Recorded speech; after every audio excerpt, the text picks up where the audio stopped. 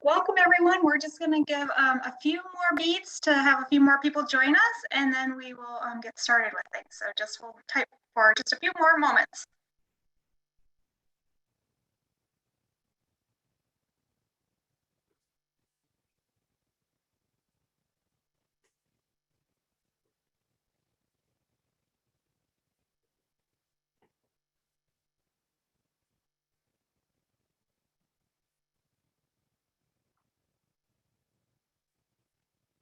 Okay, I see a good number have joined, so we will go ahead and get started. I want to welcome everyone and say thanks for joining us today. We are so grateful to have this opportunity to connect with everyone and also to offer this informative presentation on laryngeal paralysis in dogs that's presented by Dr. Julie Buzby. I know I'm interested in learning more about this topic, and so I hope that you are too, and that's why you've joined us. So we're going to start with just a few quick introductions. Lisa Lunghofer, who is our Gray Muzzles Executive Director, is unfortunately unable to join us today. So I'm happy to host. I'm Laura Merrick. I joined Gray Muzzle as the Communications and Impact Manager back in July, and I've just been loving my position and being able to connect with everyone. And we are also joined by Amanda Grant, who's Gray Muzzles Administrator. So she's waving hello to us all there. And I also want to introduce our very gracious presenter, Dr. Julie Buzby. As an integrative veterinarian, Dr. Buzby seeks to blend the best of Western medicine, alternative therapies, and creative tools for maximum wellness in her patients, the majority of whom have gray muzzles, which we love. After years of frustration watching her patients struggle on hardwood floors, she developed Dr. Buzby's toe grips for dogs, which I personally have used and love, and assistant devices which enable instant traction and confident mobility. Dr. Buzby is passionate about educating clients on a multimodal approach of improving the quality of lives for seniors and special needs dogs.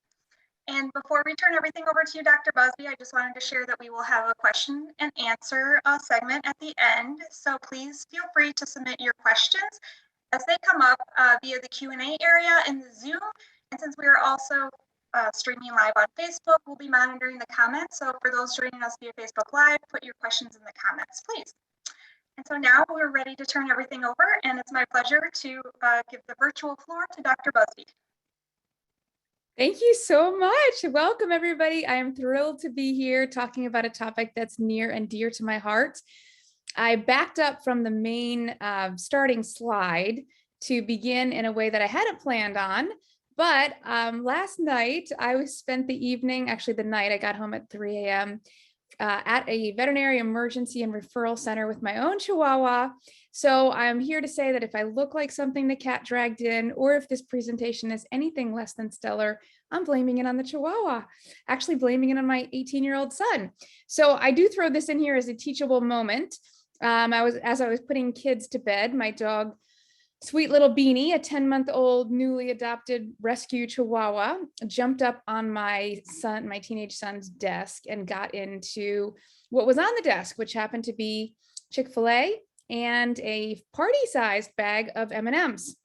So we didn't know how much he had gotten into, but I did a little math on the handy dandy calculator that we have for chocolate toxicity in one of the veterinary chat groups that I subscribe to. And I just thought this was fascinating. If you look at the top part of the chart, you see what I calculated for my dog, who's 10 pounds. It was milk chocolate, which is less toxic than dark or baker's chocolate. And I just estimated 5 ounces. The bag itself was like 30 ounces or 36 ounces. It was a big bag. So putting in 5 ounces as a conservative estimate, you can see that the arrow on the far right of the scale pointed to potential death. So I'm like, oh, good heavens, obviously we need to do something quickly. But I thought it was fascinating that had it been my other dog, who's about 50 pounds, he would have been just fine with no intervention. So if you're interested in learning more about dogs and chocolate toxicity, because it is a really serious thing, it happened fast. I like to consider my house dog proofed, but things happen. We do have a blog on our website on chocolate toxicity. This is a story of my nephew, my sister's dog, and an adventure that we had over a holiday together. So on to the main topic, which is laryngeal paralysis in dogs. And I just want to acknowledge that by virtue of you being here, you are a proactive pet parent. We made these temporary tattoos for our clients for Mother's Day. So I apologize that I don't have one for dog dads, but dog moms, dog dads, whoever's joining us today, I just really want to commend you for wanting to be here, wanting to learn. I think this is a really important topic to know about if you have a senior dog. I would consider it not uncommon and like undereducated about. And so I'm really excited to be able to share this information, hoping that it will help, just one dog out there. It'll be worth it. So we call it Lar Par for short. Nice catchy title, but really the full name is laryngeal paralysis. And I put in quotes the word idiopathic. We joked in vet school that idiopathic meant like we were idiots and we couldn't figure it out. I'm sure there's a root word in there that means that, but it means we don't know the cause. We don't know why it happens. And so this was for years and years when I graduated from vet school and my first years of practice, it was called idiopathic acquired laryngeal paralysis. We didn't know what caused it. We didn't know much about it. We now know that it's a part of a bigger complex of issues. And so the new name for it, I think it changed in around 2012, is geriatric onset laryngeal paralysis polyneuropathy. And I'm going to break that down phrase by phrase in a little bit, but it's called GOLPP or GOLPP for short. I'm going to begin with the story of Charlie and want to dedicate this presentation to Charlie, who was a longtime patient of mine years ago. And Charlie's mom was so very conscientious. She just really knew her dogs well and was very proactive in their care. And she came to me almost sheepishly because she said, I'm not really sure if this is anything to be concerned about, but I feel like Charlie's bark is different. It's subtle. My husband doesn't even notice it. I asked him, but it just seems different to me. And she also said that his voice changed. Not his voice, the voice is the bark. She also said that his breathing changed. So not always, but at times when he was excited, his breathing had a raspy or a roaring sound to it. And like I said, she seemed almost a little embarrassed to report this because she's like, I don't know if this means anything or not, but it meant a lot to me because she was describing pretty telltale signs of laryngeal paralysis. And we will pick up Charlie's story in a little bit. Let's talk about the anatomy of the larynx. So I don't have a picture for you because the only ones that I could find were cadaver photos. And as much as we're going to nerd out into some really intense veterinary medicine, I thought that was over the top. So we're just going to have words on a slide for this one. So the larynx, just like all mammals, I mean, you have a larynx, right? We call it the voice box for this kind of the slang term, but it's deep in your throat. And it's got these important structures. They're called the arytenoid cartilages, and they're these cartilaginous. So they're not soft tissue. They're not like skin type tissue. They're cartilage. So they have a firmness to them. And they're on either side of the entrance to the trachea, which is the windpipe.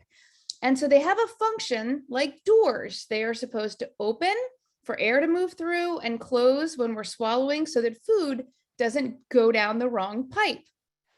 They are controlled by muscles, which in turn are controlled by nerves. So what is laryngeal paralysis? And we're going to come back to that anatomy in a minute. So hold that thought. In laryngeal paralysis, we know the term paralysis, right? Like a quadriplegic is paralyzed and there's, the muscles are not functioning properly. The nerves that innervate the muscles are not functioning properly. So with laryngeal paralysis, these flaps, the barn doors, so to speak, they don't move, either one or both of them. Eventually, it's always both of them. And they cause an obstruction as the dog is breathing.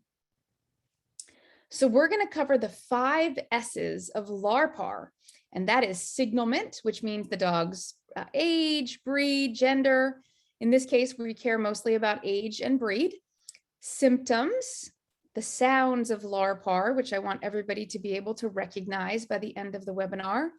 Surgery, and the season, Lar Par season. So let's talk about signalment first. And I thought this was a great topic for the gray muzzle crowd because it's an older dog diagnosis. The average age of diagnosis is 11. So we don't see this in 2-year-olds, 5-year-olds. I mean, it's an older gray muzzles problem. And I guess I should say there's a caveat here. I am speaking specifically of this GOLPP syndrome. There is actually a congenital laryngeal paralysis that puppies can have. It's pretty rare. There's some breeds predisposed like Huskies and Rottweilers, but that's not, it's a whole different issue here. So this is not the congenital one that they, get and they're born with. This is this geriatric onset disease. And so we start to see presentation when they're older. The average age of diagnosis, again, is 11. And Labrador Retrievers, our beloved Labradors, vast majority of dogs diagnosed are Labs. Other breeds that can have it are Greyhounds, Newfies, German Shepherds, Australian Shepherds, Borzoi, Golden Retrievers, mixed breed dogs, of course, because you can throw some of that genetics in any of these. And then Brittany Spaniels definitely seem to have some hereditary component because we see that breed is not as large a breed. Typically, these are larger breed dogs, but Brittany's are also known to have this issue. So we've covered the S of signalment, and now we're moving into the S of symptoms. And I've got this this adorable bulldog giving us the stink eye here because it's a different type of breathing than the bulldog loud breathing that you may be familiar with. That's caused, part of it is related to the larynx, but often it's because they have what we call stenotic nares, very narrowed nose holes for air to move through. And there may be an issue with their epiglottis, another structure in the back of the throat that's involved in opening and closing with swallowing. But this specifically, again, has to do with the arytenoid cartilages, and we get this raspy breathing that I have some video clips of for you to look at in a minute, or this high-pitched, noisy breathing, and it typically gets worse with exercise because if you think about when you exercise, you need more air intake. And so the air is moving more quickly past these cartilages, which aren't functioning properly. The barn doors are in the way, and we get noise. If you think about taking a sheet of paper and holding it in front of a fan, think about the noise, the rattle, the disruption of airflow just from a simple sheet of paper. And so these are cartilage flaps, obviously more dense than a sheet of paper, and air is trying to move past. And instead of having just smooth airflow through the pipe, so to speak, we get turbulent airflow and it gets loud. The veterinary word for it is stridor. We call it stridor. And as Charlie's mom described, in about 50% of the cases, we do hear a change in voice or a bark change. So it's not required for the diagnosis. It doesn't always happen, but we do see that often. So that's the classic Lar Par that for years was described, this idiopathic laryngeal paralysis. And over time, I know Michigan State University, the vet school there, was involved in this discovery.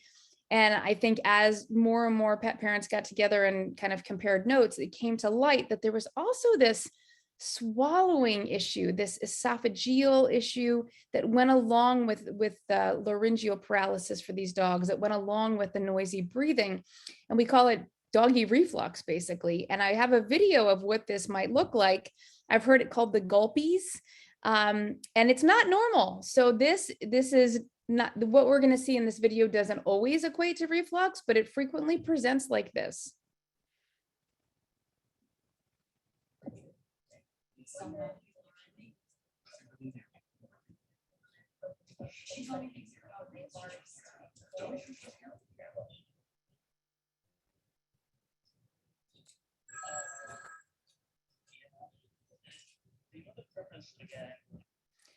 So we talked about the breathing, we talked about the esophagus component, the gagging or gulping, and then we discovered that there was also more to the neurologic picture, kind of lagging behind the throat symptoms, if you will, was this hind end weakness, which manifested with what we call proprioceptive deficits. And I'm going to explain that in the next video.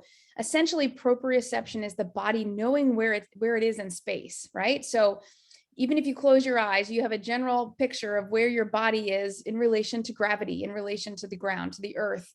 Proprioceptive deficits means there now are not the connections of the nerves from the receptors and the limbs to the brain. And there's really this lack of knowledge of where the body is in space. And so dogs that drag or scuff their paws This is because they have proprioceptive deficits and the receptors in the brain are not coordinated on where the body is. And this became a progressively, this neurologic condition was progressive. So it would get worse and eventually even the front legs would be involved. So I want to talk about what proprioception is here. Testing conscious proprioception is important in knowing that the dog understands where the feet are in space. So all we do is simply take the paw. If the dog is non-weight bearing, you need to support the dog by putting a hand under the belly or resting the dog on your knee in some way. This is a small dog who's perfectly fine. And all we do is take the paw and flip it over into a knuckled position, and the dog should immediately replace the foot into a normal position like you're seeing here. For a dog that has neurologic issues, they can be very slow to replace the foot or not replace it at all. We call that knuckling. But this is a good test to understand how to do at home. It's really important that this is normal. And when we start to see this slow or not be normal, and I always repeat it multiple times before drawing a conclusion, when we start to see this slow or not be normal, that's the first sign often of a neurologic issue. So this is starting to become less and less with these GOLPP dogs as they progress, specifically in the hind end. Although, like I said, it is progressive. And so eventually the forelimbs do get involved as well. It's also a great test just to know in general, dogs who have intervertebral disc disease, this is a great test to know how to do, because once you start to lose conscious proprioception, it's involved in actually where we score those dogs in terms of judging how significantly affected they are. So this was a big thing in veterinary medicine, and I want you to understand it, because you might hear both terms and even hear them interchangeably, or only hear the first and not the latter. But Lar Par, like I said, I think it was 2012, was eventually changed over to a new definition of GOLPP, and that's that geriatric onset laryngeal paralysis and polyneuropathy. Poly means many, like a polygon is a many-sided figure. So polyneuropathy is many nerves involved. So this is from the Michigan State University Vet School website. And it was basically saying, initially we thought these dogs just had laryngeal paralysis. The breathing was what for years we considered to be really an isolated diagnosis. Then they realized that the esophagus was involved. Over time, they realized there was generalized, meaning the whole body had some aspect of neurologic deterioration, and it was progressive. And so now, instead of just calling it Lar Par, we now call it GOLPP. And breaking that down, again, we have geriatric onset. Again, 11 years of age is the average age of diagnosis. So these gray muzzled dogs, laryngeal paralysis, we've covered that the cartilages aren't moving properly, essentially because the muscles that move them aren't functioning properly, because the nerves that are sending signals to trigger the muscles to move, to fire and get the muscles moving, are not functioning properly. So it's really a nerve problem, and that's stated in the last P, polyneuropathy, and it's not just a nerve problem of the neck or the throat, it's a nerve problem generally. So this was really a major breakthrough. And again, polyneuropathy, many nerves, we think that the issue, this is a nerve cell. The big red kind of spider looking thing is the nerve body. And then the blue tail is the axon. And we think that it's axonal. It's the axon that degenerates to cause this nerve degeneration and cause the symptoms that we see. All right, so what are the sounds of Lar Par? I have 3 different dogs for you, and I want to give a shout out to a Facebook group that I'll mention at the end. There is a really excellent Facebook group for support of people who are dealing with laryngeal paralysis with their own dogs. And I put out a call to them asking for video, and they came through big time. And so I want to just thank everyone who supplied video. So these are 3 different dogs with all confirmed with laryngeal paralysis. And you'll hear that kind of the breathing sounds a little different, but certainly off.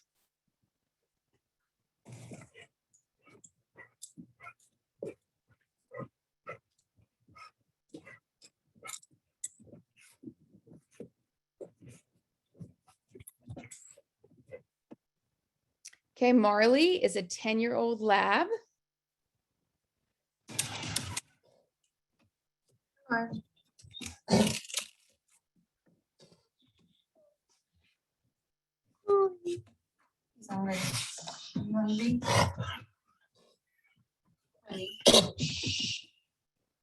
lastly, we have Foster, who's an 11 and a half year old lab.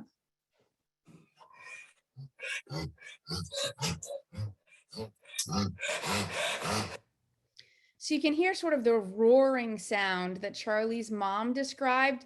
And interestingly enough, in horses that exhibit this behavior or this condition are called roarers. That's the term that people have given the way that those horses present, that roaring sound to their breathing. How is it diagnosed? And history is a big part of that. And by history, that's the veterinary term for interviewing, interrogating, if you will, the pet parent to get all the details of what they observe at home, what they observe under different conditions. This is really, really important.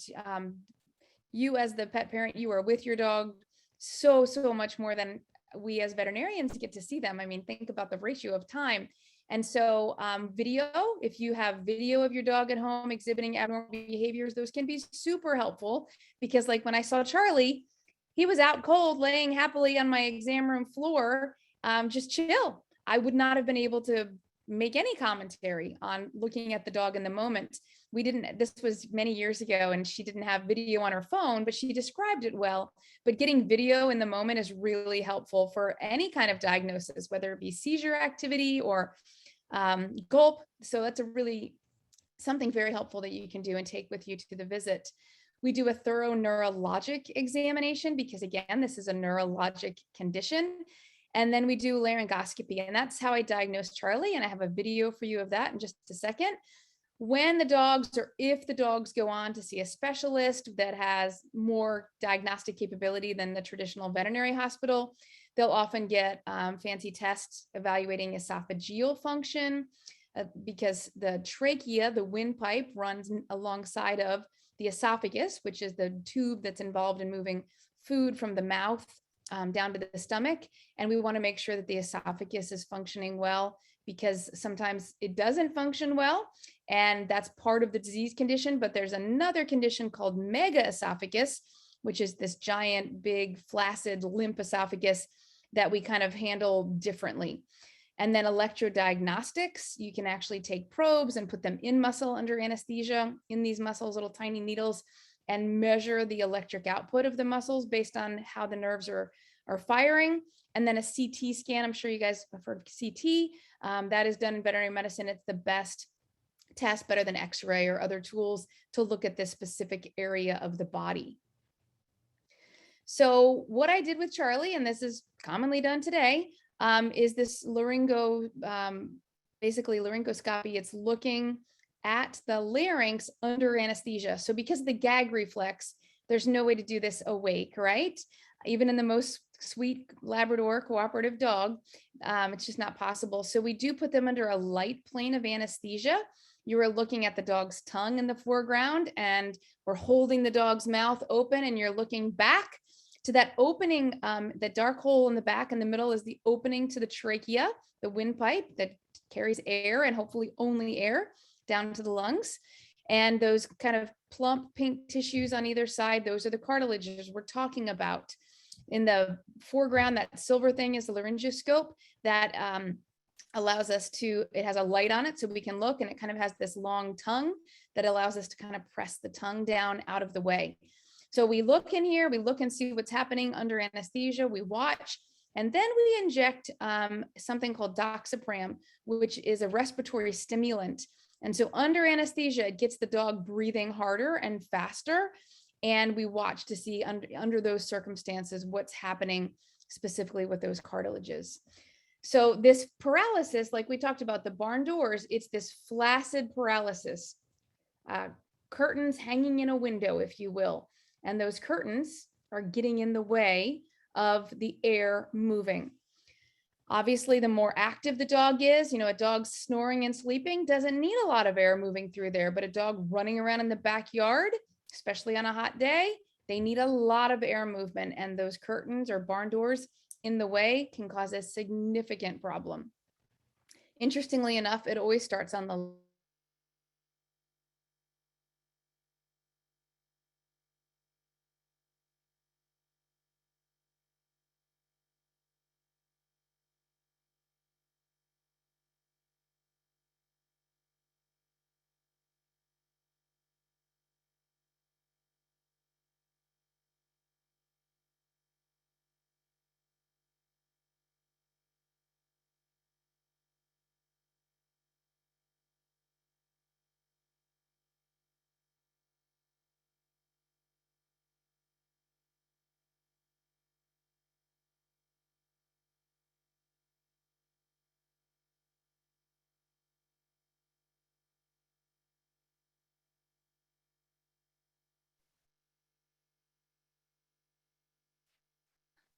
Hi, also, it looks like we lost Dr. Buzby, so we will give her a few moments. Please be patient with us and hopefully she'll join us right back.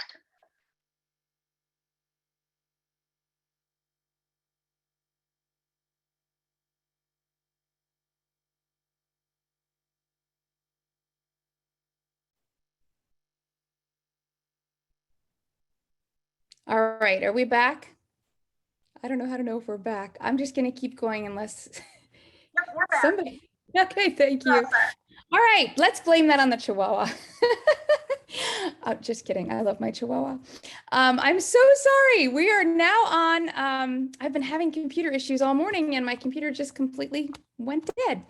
We are now going to be covering how is this diagnosed, looking under anesthesia, and we talked about this slide, so let's move straight on to watching the video. This is kind of cool.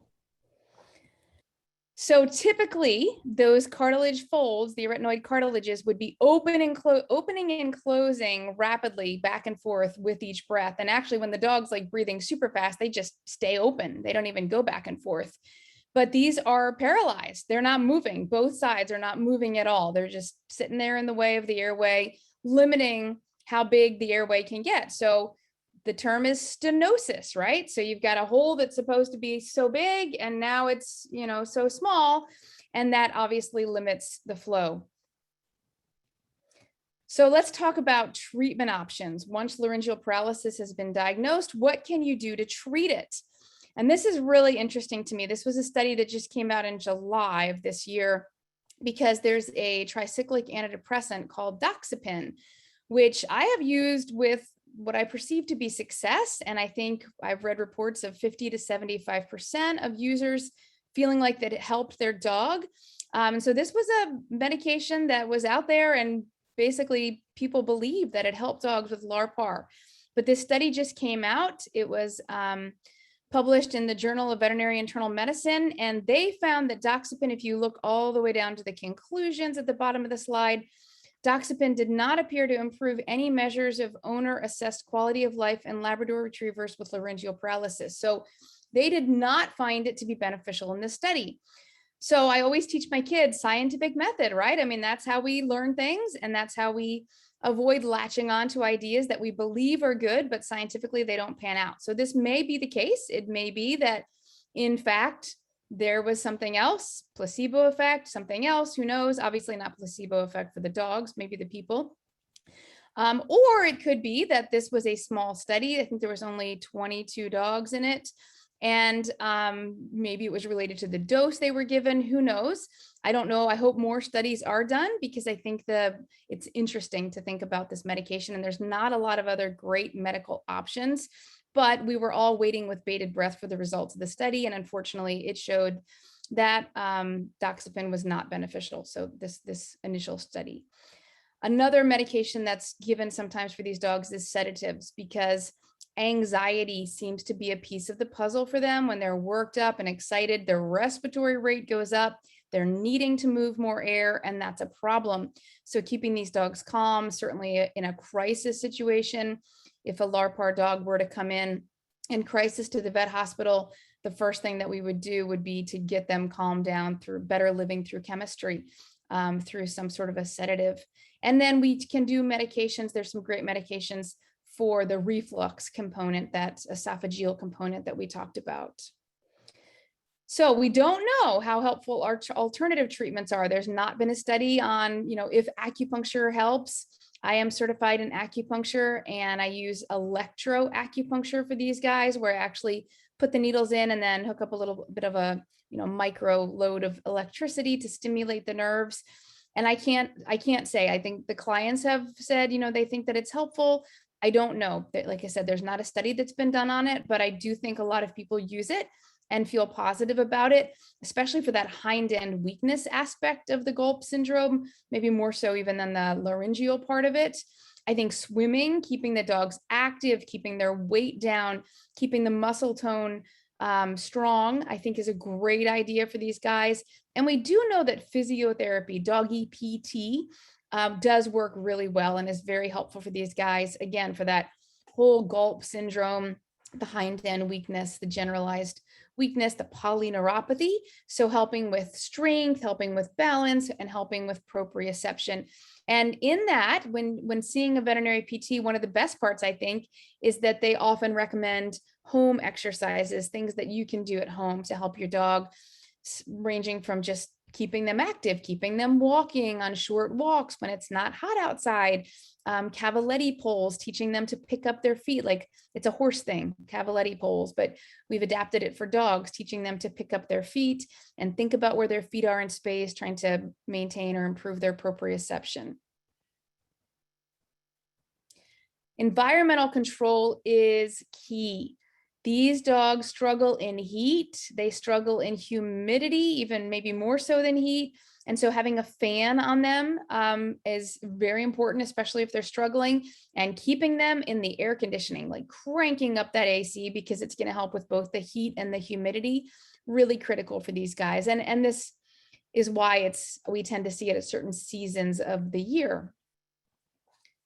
I love the Help Them Up harness for managing these guys, because as they start to have that polyneuropathy and the hind end weakness, this harness really helps save the people as much as it does help the animal move around, because these tend to be bigger dogs and moving them around can be hard on the people's bodies as well. So this is this complete shoulder and hip harness system. It's designed to stay on. You don't have to take it on and off multiple times throughout the day. And it's just great for the dog and the people. So this is really valuable for these dogs and a lot of older dogs that have pretty significant degenerative issues, whether it be musculoskeletal or neurologic, if they're at the place where they need a complete harness system. And I'm putting a disclaimer here because this is my very own product. So full disclosure, but I use toe grips for my GOLPP dogs because it provides traction. If their hind ends are weak, they're already struggling with traction if they live on hard surface floors. And confidence, I think confidence is such a big part of quality of life for dogs, and just for them to be able to get up without struggling, without fearing a fall, I think is a really big deal. And also based on where the toe grips sit on the nails, these, we call them non-slip nail grips, it also provides some manner of proprioceptive stimulus, stimulating the brain like, hey, don't forget, you've got paws down here to pick up. And that can be helpful as well. If you do use toe grips for a dog that's neurologic, you do have to glue them on, even though that's not the standard method of application, because as they drag and scuff those paws, they tend to pop them off. And we have information on our website about that at toegrips.com. Another home management issue is feeding. Because again, we worry about things going down the wrong pipe. We don't want food ending up going down the windpipe, the trachea. And we know that there's a swallowing component, an esophageal component. So I just recently saw a Facebook Live done by Dr. Mary Gardner, who's one of the co-founders of Lap of Love, and she's wonderful. And she had a GOLPP dog. And so this is a passion for her. And she interviewed Dr. Brighton Stanley, who was at Michigan State University and is really the guru. And she said large kibble food is what they found to be the best. It's okay if they eat the food fast, but they can't drink the water fast. Like they can't just, go and drink water for 5 straight minutes out of the bowl. So small amounts frequently is better. And interestingly enough, in a study that she referenced, she said that bowl height they found to be less important, whether it was shoulder height, like a raised bowl, or on the ground, it didn't make a difference. She did feel like an inclined plane may be helpful, but it wasn't significantly helpful. And she advised just kind of experimenting and figuring out what's best for your own dog. All right, and I'm throwing nail trims in here for Halloween. We've got the Night of the Living Nail Clippers, and this is actually a paw with nails that are that overgrown. And like I said, this is our Halloween special. Why nail trimming? Like, why would this make a difference for Lar Par dogs, right? I mean, it's a good question. Well, it goes back to proprioception. When those nails are horrifically long, or even a little long, when the nails are long, if you wear a size 7 shoe and I put you in a size 8 or 9, I mean, that's not a huge difference, but you're going to notice it. When the nails are long, it affects the dog's posture. It affects the dog's gait. And these dogs that are frail, whether it be from GOLPP or anything, any sort of a dog that's losing their ability to compensate as with age and loss of balance, loss of muscle tone, maintaining their nails at a healthy, proper length is so valuable for them. And it's such a simple Great bang for the buck, such a simple, easy thing, a gift that we can give them. And it's important in young dogs too, even though they can typically compensate, it just helps them be the healthiest version of themselves. So this is a passion topic for me, and I actually have a course on how to trim your dog's nails without blood, sweat, or tears. And I just wanted to throw this out there. There's the website, and I made a code GRAY21 so that you could take the course for free, offering that throughout the rest of the week. It expires, I think, Sunday night. So for anybody who would like to pursue this or take me up on this offer, I'm happy to provide it. This is just a free educational opportunity because I think it's so important and can help so many dogs in such an easy way. All right, so then let's talk about surgery. This is really the biggie, right? I mean, this is the big thing when we say, okay, so do we just manage these dogs medically or do we do surgery? And if you are here because you have a Lar Par dog, you understand that this is a very big decision. It's expensive. It's a big decision in terms of what will it mean on the other side? Will my dog be worse? Will my dog be better? Putting my senior dog through anesthesia, it's a big decision. So just a couple general principles. This kind of a surgery to help these dogs, it's a laryngeal surgery. We're going to talk about it in detail. Should be done by a board certified surgeon. I feel very strongly about that. So you're going to be finding a specialist who this is what they do is surgery, and they know the anatomy like the back of their hand. They've got the touch. It's their specialty. Interestingly enough, the surgery just ties back. That's where it gets its name. We call it the one version of surgery that's most common is called the tie back surgery. And we're just tying back, opening the curtain, opening the barn door, if you will, a little bit, not all the way, not full blown open, but just a little bit open, one side of the curtain. We don't do both because it would make it too open and too much of a risk for aspiration pneumonia, which is a type of pneumonia dogs can get when they swallow down into their trachea and food and water go down into their lungs.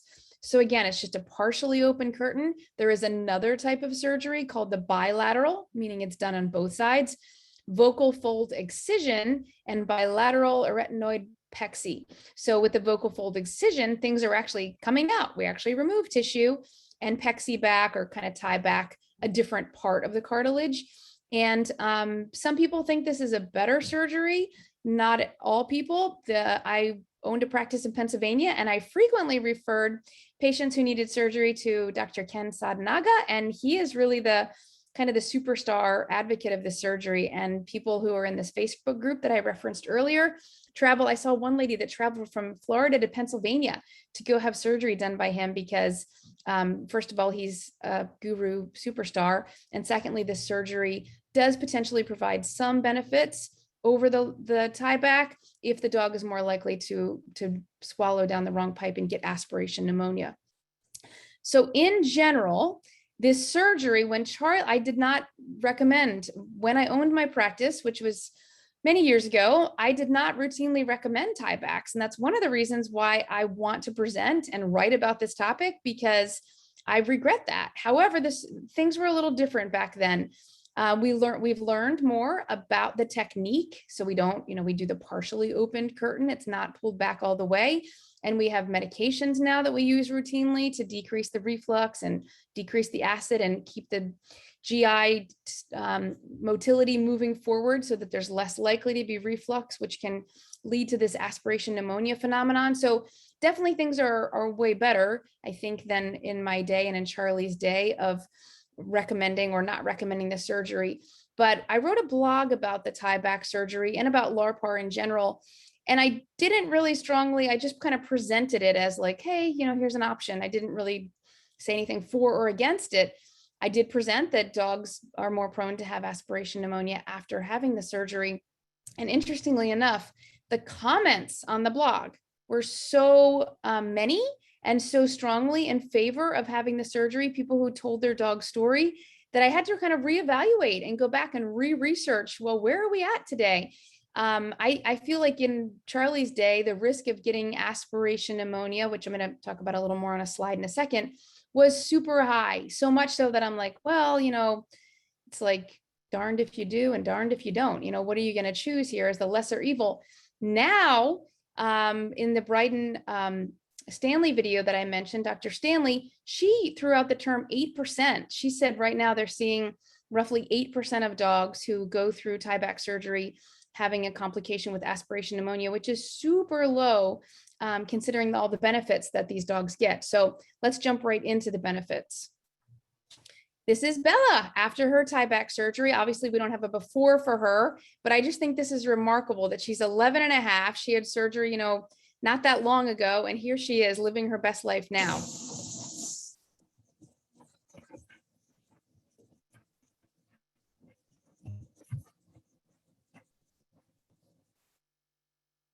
I don't know this dog's name, but this was 6 months after tieback surgery, and this is a 12-year-old dog.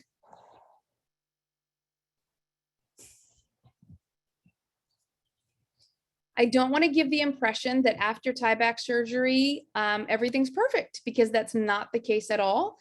They can still have noisy breathing. They can still have some of the symptoms that they had prior.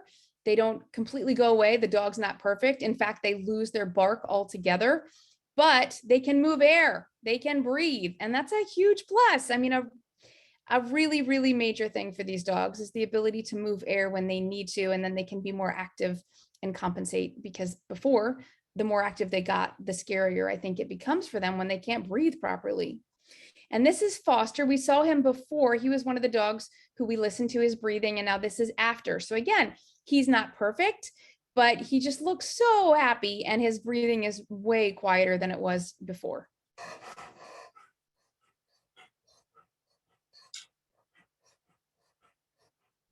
You can see his little tail wagging. So to surgery or not to surgery, that is the question. And I think it really comes down to a very personal decision. And for me, I would make it on quality of life. So if a dog has other pre-existing conditions, I mentioned early on the mega esophagus, Dr. Stanley feels like that's a kind of a reason not to consider surgery for these dogs, or if absolutely necessary, it would be the modified version that Dr. Sadnaga and other surgeons do, a different kind of type of surgery, not necessarily the standard tieback. Certainly for older dogs, if they have cancer or other sort of terminal condition, it's really a matter of, do we want to put them through this? Although I will say that the surgery is pretty quick, and these dogs can go home often the same day. It's not like it's not like an abdominal surgery where they're cutting open the dog and having to do a blood transfusion and they're under anesthesia for 3 hours. It's a rather simple, I won't say simple, in the right hands, the right experienced, skilled hands, I think it's a rather simple, quick surgery, but not necessarily something that we do for dogs that are already fighting other terminal conditions. But if the dog is generally healthy, I think it's a reasonable thing to at least consider, to learn about. And interestingly enough, Dr. Mary Gardner did a survey in the Facebook group that I referenced earlier. I think there were 422 people that replied. Roughly half of them had had the tieback surgery, and 9 out of 10 said they would do it again. And I think that speaks volumes. So we mentioned aspiration pneumonia, and as with or without a surgery. So just to be clear, with or without tieback surgery, as that esophageal function, that swallowing function worsens, the risk of getting aspiration pneumonia, to aspirate means to take things into the lungs that shouldn't be there. So the risk of getting aspiration pneumonia increases. This is not necessarily a picture of aspiration pneumonia, but we diagnose it on chest x-rays. And it's really critical that you, if you have a Lar Par dog, that these symptoms, like I said, with or without surgery, it's a risk.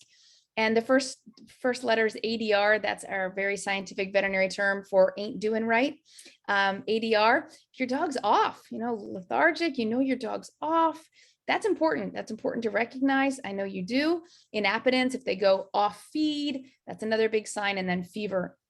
I think it's really critical that every dog mom and dad know how to take their dog's temperature, pulse, and respiratory rate. If you don't know how to do that, or if you don't know what normals are, go to our website, towgrips.com. We have a blog that goes through very detailed step-by-step how to do that. And there's a little infographic as referencing what are normal in dogs. The dog's temperature runs higher than ours, 100.5 to 101.5, so certainly much higher than humans. but fever is always a concern in dogs. Other things that we can see are nasal discharge, coughing, and breathing changes. But early detection is key. So it's like first moment you feel like, oh, something's not right. That's the time to jump on it, because these are treatable. We treat with antibiotics, but the longer that it goes undiagnosed, the more serious it becomes. And ultimately, what we want to avoid for these guys is what we call a breathing crisis.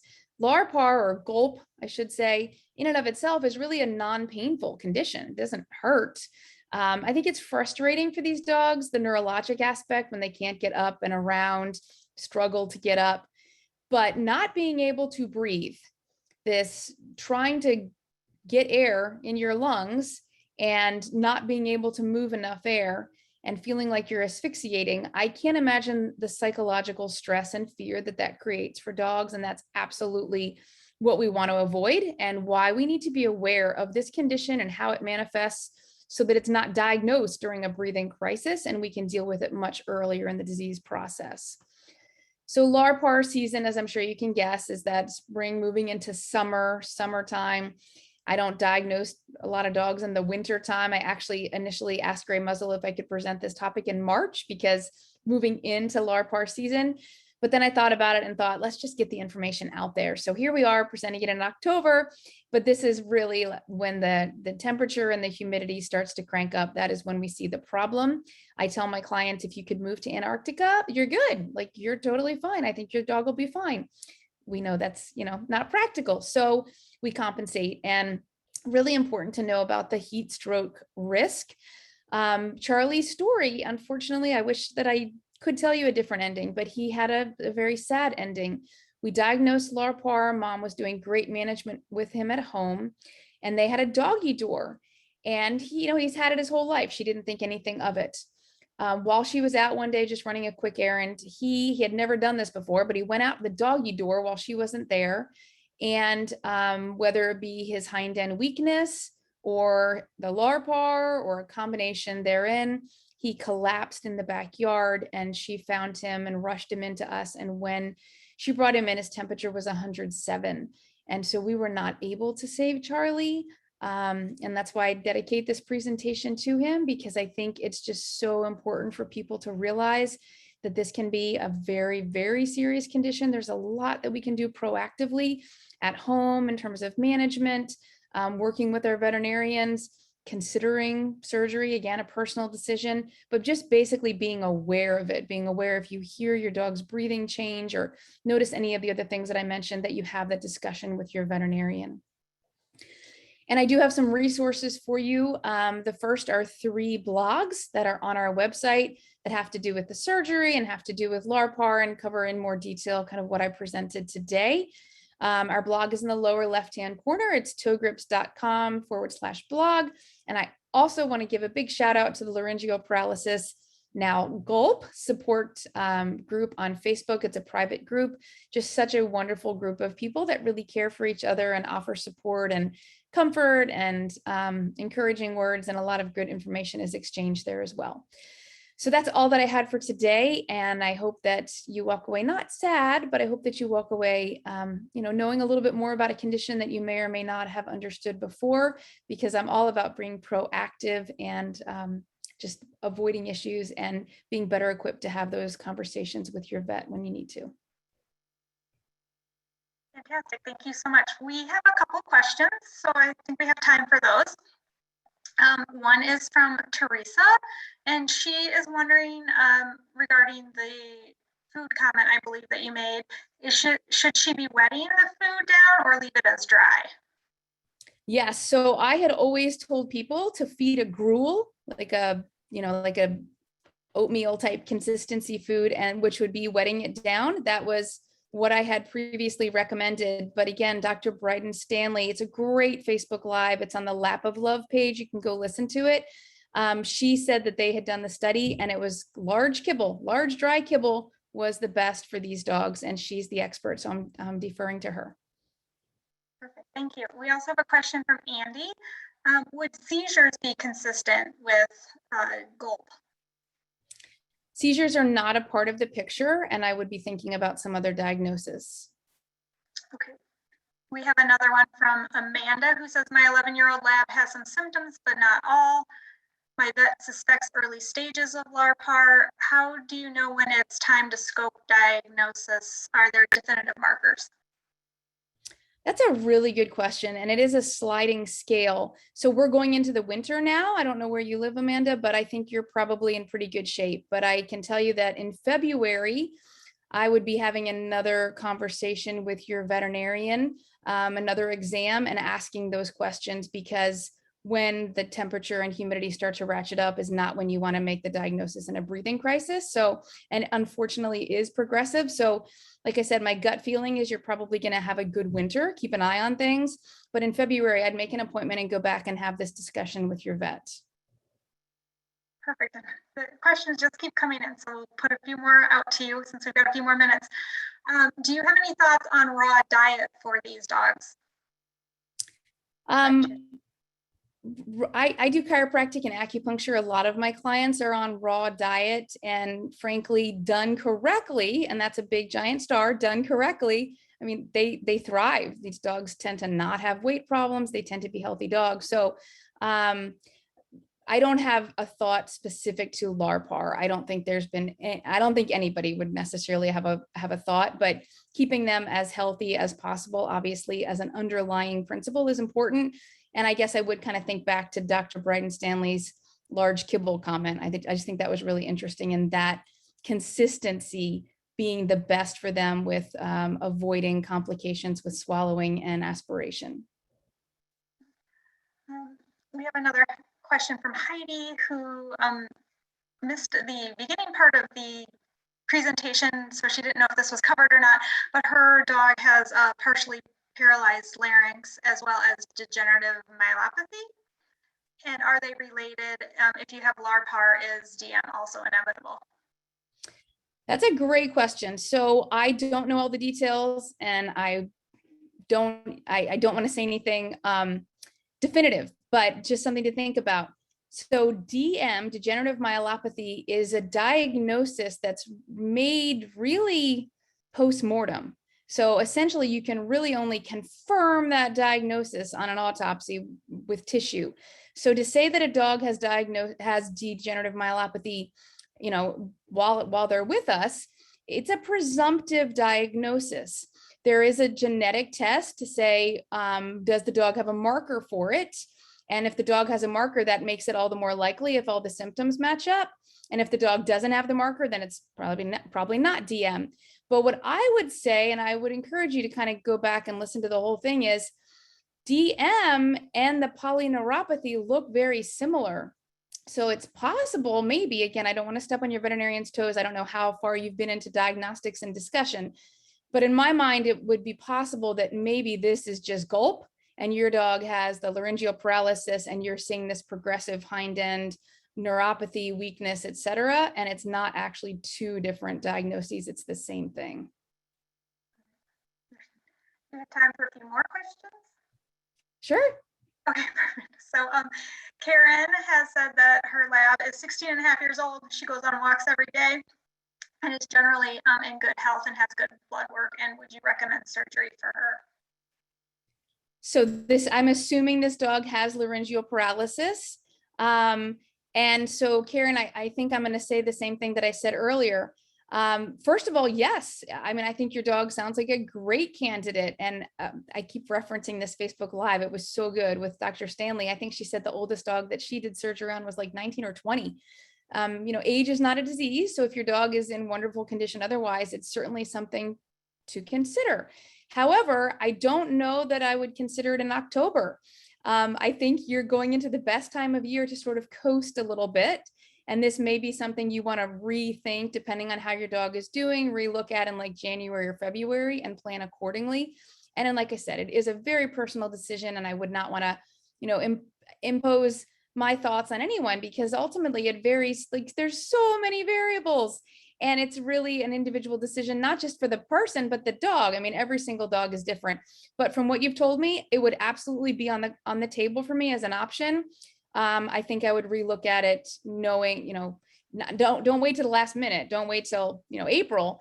But I think I would really strongly relook at that and based on how your dog is doing and feeling in January or February. We have another question that is asking, does this condition seem to have a genetic component, something that breeders need to be concerned about? Well, we know for sure that there's this congenital type. So yes, but this, and I know you're not referencing that. So this GOLPP that we've talked about, I'm just going to look to the fact that the Brittany Spaniel, we know the Brittany's for some reason are overrepresented. So I'm going to have to say yes. But beyond that, I don't think there's tests like there are for so many diseases that we kind of screen for and make sure that they don't get into the genetic, ideally, not into breeding dogs and not into the gene pool. I don't think anything like that exists yet, but we've come so far. I mean, it gives me goosebumps to think that only 10 years ago did we identify this as a complete GOLPP syndrome and not just a localized thing. So hopefully there's more research to be done. We have another question about asking if steroids is a viable solution to control Lar Par.